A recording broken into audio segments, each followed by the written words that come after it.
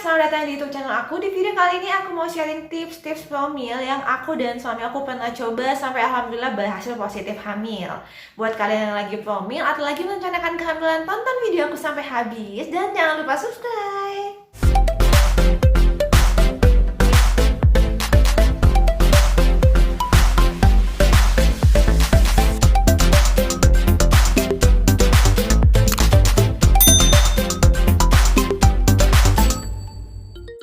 Kita udah tahu untuk terjadi kehamilan itu sel sperma harus berhasil membuahi sel telur yang matang. Artinya tips pertama adalah kita harus benar-benar tahu kapan masa subur atau masa ovulasi kita gitu.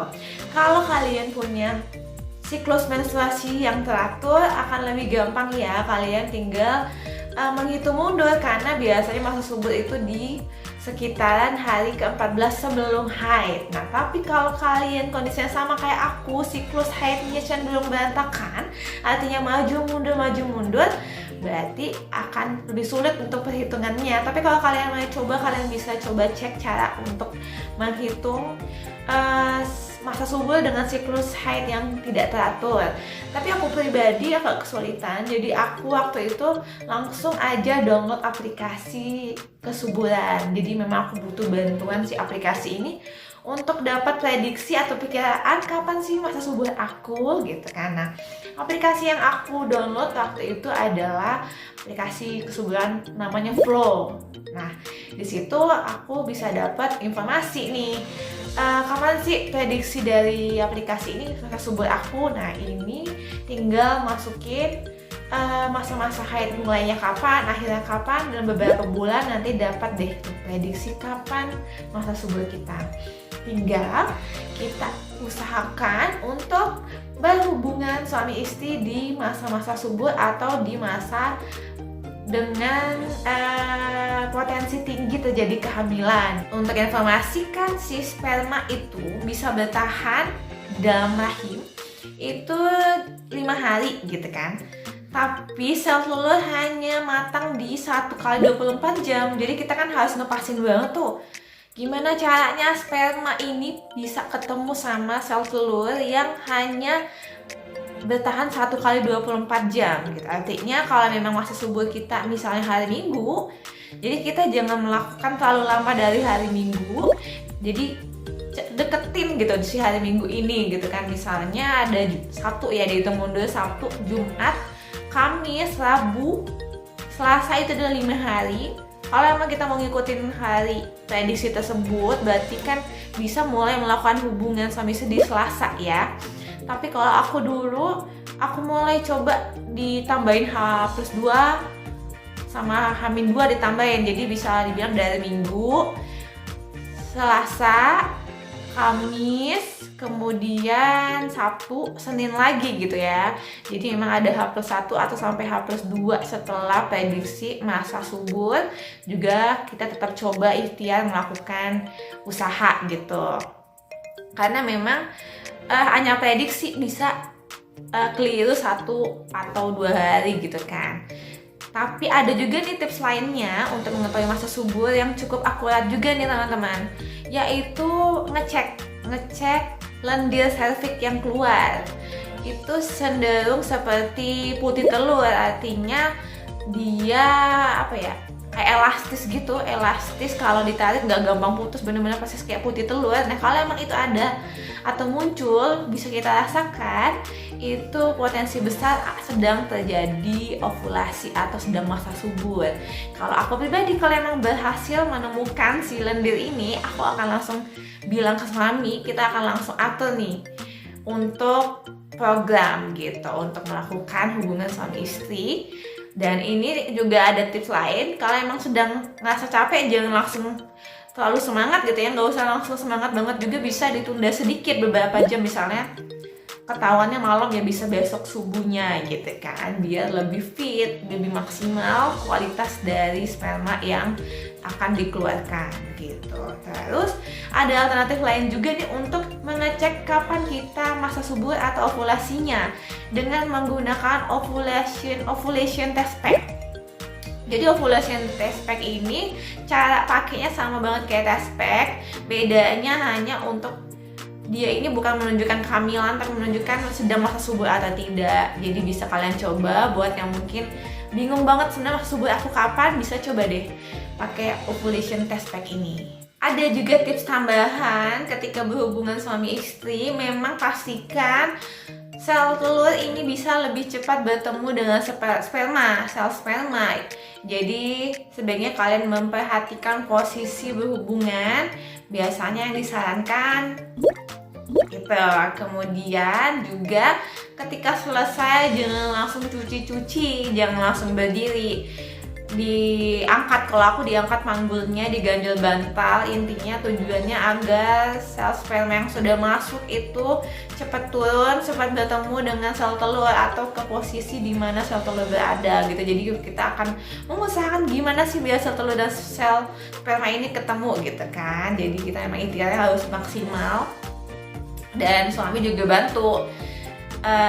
Ganjel bantal istri, segala semua dibantuin agar lebih maksimal. Tips yang kedua adalah asupan yang baik. Asupan ini baik berupa makanan, minuman, dan vitamin, bahkan obat-obatan gitu ya. Dari mulai makanan, waktu itu aku dan suami bener-bener berusaha lebih sehat lagi. Misalnya mengurangi makanan berminyak, makan lebih banyak buah-buahan, sayur-sayuran, gitu-gitu. Dan kalau misalnya sayuran, tentunya ya yang paling khas itu kayak toge. Aku nggak memungkirin, aku dan suami sering makan itu. Ya bahkan bisa di sop ada toge gitu ya, karena saking pengen mempersiapkan kehamilan gitu kan. Makan seperti itu, sayur-sayuran bagus juga diperbanyak. Kemudian buah-buahan. Aku dan suami jujur aja sering banget makan pisang. Bisa hampir tiap hari makan pisang, karena memang kan gampang ya, tinggal kupas makan lep gitu. Juga mangga bagus juga, dan kalau kalian suka alpukat kalian bisa juga coba itu. Terus yang paling pasti lagi, aku itu sering minuman yang juga bagus ya, bervitamin. Kalau suami itu sering banget mengkonsumsi, bukan sering banget ya, cukup teratur mengkonsumsi jeruk, jahe plus madu gitu. Jadi memang kalaupun mau ke angkringan ya udah bisa bawa madu dari rumah untuk ditambahkan, karena suami pengen pesan jeruk jahe gitu kan. Emang itu bagus banget. Juga bisa minum apa sih yang disarankan Dokter Jaidul Akbar, itu aku juga pernah bikinin ramuannya. Jadi aku dan suami minum, itu juga bagus. Kemudian ya pokoknya minuman-minuman yang lebih menyehatkan, banyak air putih juga. Kalau aku ditambahkan juga minum susu promil. Nah ini malah aku lakukan di bulan pertama, sehari minum 2 kali. Jadi minum 2 gelas pagi setelah makan dan malam sebelum tidur. Itu aku minum sebulan full, sampai akhirnya di bulan berikutnya aku tambahkan dengan asupan lain, yaitu vitamin. Untuk untuk susunya tadi aku minum susu Prenagen Essensis gitu ya. Aku cocok sama susunya, jadi untuk susu ini juga cocok-cocokan. Kalau kalian memang ngerasa punya alergi susu, mungkin kalian nggak cocok nih, atau belum bisa menggunakan promil dengan susu Prenagen atau susu sejenisnya. Tapi kalau kalian mau coba, kalian juga harus hati-hati, karena ada kemungkinan reaksi mual, muntah karena nggak cocok gitu. Kalau memang nggak cocok, kalian perlu coba ganti susu yang lain, atau memang bisa cari alternatif promil yang lain gitu. Untuk bulan selanjutnya, tadi bulan pertama susu full atau pagi dan malam dalam sebulan. Di bulan selanjutnya aku minum susu Prenagen ini di pagi hari setelah makan. Dilanjutkan siang hari setelah makan aku minum vitamin E. Untuk malam hari sebelum tidur aku minum asam folat. Untuk vitaminnya FRE, asam folatnya Folapid gitu. Untuk pembelian ini kan terjual bebas, jadi sebelum kalian benar-benar membeli, kalian pastikan ke apotekernya untuk dosis yang disarankan bagi yang pengen promil gitu ya. Kalian tetap harus hati-hati untuk obat-obatan. Dan juga informasinya, si FRE atau vitamin E itu tidak disarankan untuk dikonsumsi secara bersamaan dengan Folapid atau asam folat. Jadi memang harus berjeda. Jadi kalau aku putuskan untuk dipisah aja waktunya sekalian. Vitamin E di siang hari, folafit atau asam folat di malam hari gitu. Kemudian pola hidup sehat ya, intinya juga kayak suami mulai mengurangi sampai akhirnya berhenti ngerokok, minum kopi segala dikurangin. Kalau yang minum alkohol jangan dulu, dia memang benar-benar demi kualitas reproduksi baik suami dan juga istri ini harus benar-benar diperhatikan demi kehadiran sang buah hati. Jadi kita sebaiknya mengalah dulu gini kan.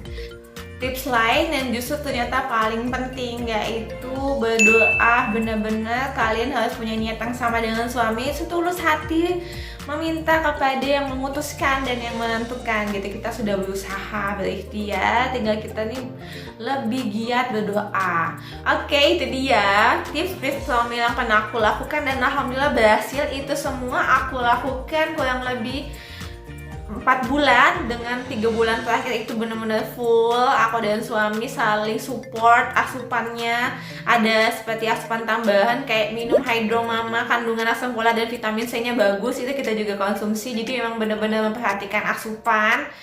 Dan yang paling pasti yang tadi ya, asupan obat-obatan, vitamin E, asam folat, juga susu Penegan. Menurut aku itu yang memang saling menunjang karena mereka memang dirancang untuk mempersiapkan kehamilan, termasuk memperbaiki atau mempersiapkan dinding-dinding rahim sehingga terjadinya pembuahan itu lebih maksimal, akhirnya bisa bertumbuh atau berkembang dengan baik janinnya dan bisa melihat hasil respect yang positif. Jadi kalian harus semangat, sama istri harus saling mensupport karena dua-duanya harus saling berusaha, saling berikhtiar dan saling memberikan asupan terbaik bagi tubuh gitu ya. Jadi semangat dan semoga sukses hamilnya. Bye bye.